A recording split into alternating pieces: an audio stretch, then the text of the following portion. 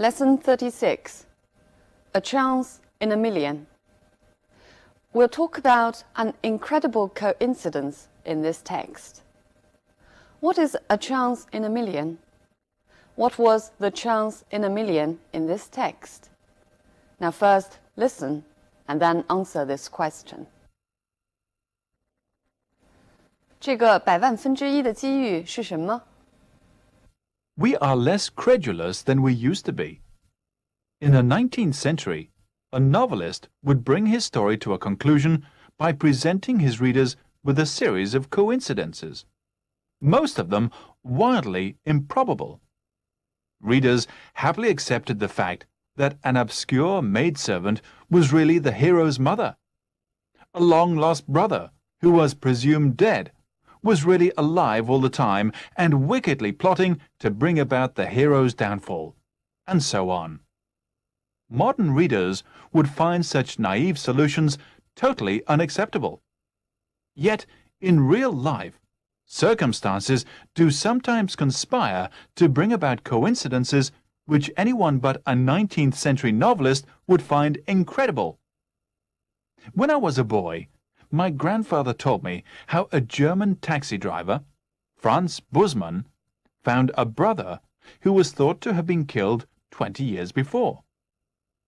While on a walking tour with his wife, he stopped to talk to a workman. After they had gone on, Mrs. Bussmann commented on the workman's close resemblance to her husband, and even suggested that he might be his brother. Franz poured scorn on the idea, pointing out that his brother had been killed in action during the war. Though Mrs. Bussmann was fully acquainted with this story, she thought that there was a chance in a million that she might be right. A few days later, she sent a boy to the workman to ask him if his name was Hans Bussmann. Needless to say, the man's name was Hans Bussmann, and he really was Franz's long-lost brother. When the brothers were reunited, Hans explained how it was that he was still alive. After having been wounded towards the end of the war, he had been sent to hospital and was separated from his unit. The hospital had been bombed, and Hans had made his way back into Western Germany on foot. Meanwhile, his unit was lost, and all records of him had been destroyed. Hans returned to his family home, but the house had been bombed, and no one in the neighborhood knew what had become of the inhabitants. Assuming that his family had been killed during an air raid, Hans settled down in a village 50 miles away, where he had remained ever since. So what is a chance in a million? And what was the chance in a million in this text? A chance in a million in English means an extremely slight possibility, 极小的可能性. And the chance in a million in this text refers to the fact that Franz found his brother Hans, who was thought to have been killed 20 years before. So this text tells us about an improbable but real story. Notice how the author has prepared us for this story. It first introduces modern people's attitude towards a chance in a million. The author makes a comparison between us and the 19th century readers. We, modern people, do not usually believe a chance in a million, but the 19th century readers, they easily believed the coincidences invented by the novelists. Only after this introduction does the author say that in real life, sometimes coincidences do happen. A chance in a million does exist. After this introduction, his story appears to be more credible. Okay, now let's look at some language points in the text. We are less credulous than we used to be. Credulous means easily believe in something because of naivety. 通常呢是出于一种幼稚的轻信。Look at this example. You are credulous to believe even half of what they promised. 你要是信了他们承诺的事情的一半的话，你可就太轻信了。A novelist would bring his story to a conclusion, means bring his story to an end. Conclusion 在这句话中是故事的结尾的意思。Conclusion 还有另外一个词义，就是结论。For example, did you come to or reach or draw any conclusion? 你是否做出了任何结论？ Most of them wildly improbable. Wildly means extremely improbable. 它还经常跟这样的形容词搭配 wildly inaccurate, which means extremely inaccurate. Wildly expensive, shockingly expensive. Improbable means unlikely. 表示不可能，我们知道还有 impossible 这个单词。它们两个单词有什么区别吗？ Look at this example. It is improbable that he will say no, but not impossible. 所以 improbable means unlikely. 他拒绝这件事情不太可能。But not impossible. Not something that cannot be. 不能说完全没有这种可能性。So notice the difference between the two words. Readers happily accepted the fact that an obscure maidservant was really the hero's mother. Happily here doesn't mean cheerfully, but willingly. 就是非常情愿的。Look at this example. I'll happily offer to help if he asks. 只要他问我的话，我很愿意提供帮助。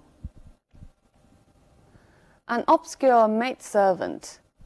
Obscure means unknown, not famous. 不知名的，无名的。We can describe a person as obscure. For example, an obscure painter is some painter who is not famous. Or we can also describe a place as obscure.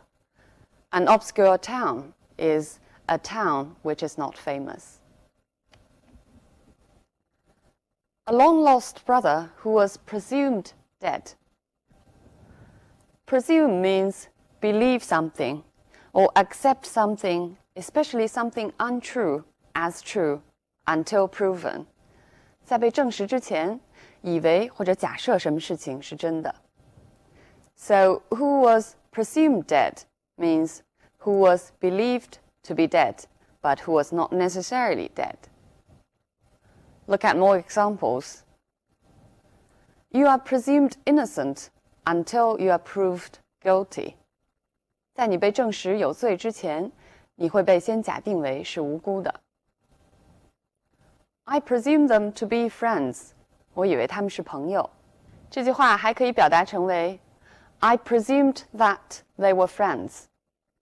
所以 presume 这个动词后边既可以加由 that 引导的从句，也可以用 presume somebody to be 或者 presume 后边加上一个形容词的结构。Wickedly plotting to bring about the hero's downfall. Wickedly 意思就是邪恶的，它强调的尤其是道德上的邪恶。Plotting to do something 计划做什么事情，但是跟 plan 不同。Plot means plan something secretly in order to do harm, 就是策划有害的事情。For example, they are plotting to take over the company, means they're secretly planning to take over the company. 暗中策划接管公司。Bring about the hero's downfall. Bring about means cause. For example, computers have brought about many changes in our lives. 电脑给我们的生活中带来了很多变化。The hero's downfall. Downfall means sudden and complete destruction， 就是一个毁灭性的结局。We can say the downfall of a person, or the downfall of a family, or even the downfall of a government. Look at this example. In the end, it was drinking that was his downfall. Downfall here means the cause of his downfall. 最终呢，是喝酒毁了他。这里 downfall 是指引起毁灭性结局的原因。And so on， 如此等等。英文中表达这个意思还可以说 and so forth， or and so on and so forth. Modern readers would find such naive solutions totally unacceptable. Naive 用来形容人或者一种态度的幼稚或者天真。表达这层含义，英文中还有 childish 和 innocent 两个近似的词。childish 孩子气的、天真的 ，innocent 天真的或者无知的。But notice naive is a disapproving word. 但是 naive 跟这两个词不同的在于 naive 带有贬义色彩。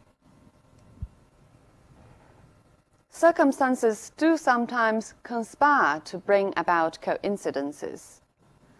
Conspire means to plot together. 同谋 or several events together ruin.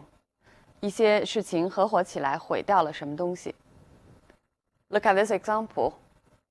The bad weather and the traffic jam conspired to ruin their day out. 糟糕的天气和塞车一起呢，毁掉了他们出去游玩的这一天。Would find incredible. Incredible 有两层词义，在课文中是说 very strange or too strange to believe， 难以置信的。另外一层词义呢，就是 remarkable. For example, an incredible genius， 一个非常了不起的天才。Mrs. Busman commented on the workman's close resemblance to her husband. Comment on 对什么事情加以评论。For example, no, please don't comment on my new haircut. 别再对我新剪的头发议论了。We can also use comment that and then add a clause. He just commented that people were getting married later nowadays. 他刚刚呢议论说，现在人们结婚晚了。The workman's close resemblance to her husband. Close resemblance means very strong resemblance, 非常相像。Resemblance 后边的介词既可以用 between, the resemblance between the brothers, 也可以像课文一样用 to. For example, he bears a resemblance to his brother. 他和他的兄弟很像。Franz poured scorn on the idea. Pour scorn on means to show contempt. 非常鄙夷这种说法。Pointing out that his brother had been killed in action. Point out means you tell somebody about something, especially something not thought of or forgotten. 指出或者提醒不容易记起来的事情。Look at this example. He pointed out that the information could be wrong. 他提醒说，这个信息有可能是错误的。Mrs. Busman was fully acquainted with this story, which means she knew the story very well. 非常熟悉这个故事。We can use be acquainted with a person or with something. 与人或者与物都可以用这个词组。For example, when she was in Paris, she became acquainted with many artists. 她在巴黎的时候呢，结识了很多艺术家。My secretary is acquainted with all the details of the program. 我的秘书对这个项目所有的细节都很了解。Needless to say, the man's name was Hans. Needless to say means as you would expect. It's used to describe something not surprising or very obvious. 课文里的意思就是不用说你也猜到了。Or look at this example. Needless to say, we'll pay you for what you do, which means this is quite obvious. 很显然，我们会给你付费的。Hans explained how it was that he was still alive. How it was means how come, why he was still alive. 这里 how 是用来表示原因的。For example, how is it that you don't know? 你怎么会不知道呢？ Hans had made his way back into Germany. Make one's way means to move towards some place slowly or with efforts. Look at this example. With a wounded leg, he can only make his way around the house slowly. 因为腿伤了，他只能在房子附近费劲地转来转去。Make 也可以换成其他动词来形容行走的方式。For example, he elbowed his way to the front of the crowd, which means he pushed his way with his elbow. 这里 elbow 就形容了他走到人群前面的方式，是用手臂推开阻拦的人们。No one knew what had become of the inhabitants. What had become of somebody or something, or you can use other tenses. 也可以使用其他时态，意思是 what happened to these people. For example, what became of him after he left home? 他离开家之后又发生了什么事情？ Hans settled down in a village. Settle down, 安顿下来。Give you one more example. His parents would like to see him settle down, get married, and have kids. 这篇课文因为讲到了对 a chance in a million 的不同态度，我们来看看课文是如何表达信和不信的。We are less credulous than we used to be. 这是一个 direct statement, 直接的陈述，用形容词 credulous 来表达轻而易举的相信。Readers happily accepted the fact. 这里是用动词 accept 来表达相信，又加上 happily to emphasize the readiness.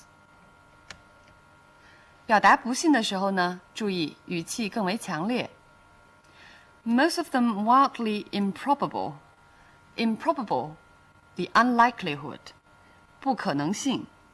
And then wildly is used to emphasize. Modern readers would find such naive solutions totally unacceptable. 这里呢，使用的是 accept 它的形容词的否定形式，又用 totally 来强调 complete disbelief. Coincidences which anyone but a 19th century novelist would find incredible. 这里呢，是通过句式来表达 no modern people would believe such a coincidence. 课文在讲到信和不信的态度的时候，把现代读者和19世纪小说的读者做了一个对比。课文告诉我们说，那个时候的读者 they readily accepted any facts invented by the novelists. 这里呢，涉及到这样一个背景，在小说在英国刚刚兴起的时候 many of the novels were especially written for the housewives or ladies who didn't go to work at that time, so that they could read novels to entertain themselves. 小说那个时候通常是写给没有职业的家庭妇女，供她们消遣的，所以就要求内容简单，善恶分明 ，good and evil are clear-cut， 而且人物也要简单，有一个正面人物 a hero， 还有一个反面人物 a villain。情节也要求惊险，因为那个时候的小说通常是在报刊或者杂志上连载的， There need to be a lot of suspenses. 这样读者才能有兴趣读下去。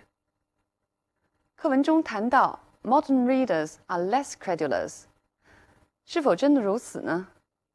其实课文中讥讽的小说很像现在的肥皂剧 soap opera. The only difference is that we have different mass media nowadays. 再说回到这篇课文的故事本身，作者说 Anyone but a 19th century novelist would find it incredible. We are not 19th century novelists. Do we believe in this chance in a million? 不管我们信还是不信，在这一点上，可能我们和19世纪的读者并没有什么分别。我们都喜欢一个大团圆的结局，英文中就是 a happy ending. Okay, so much on this topic. See you next time.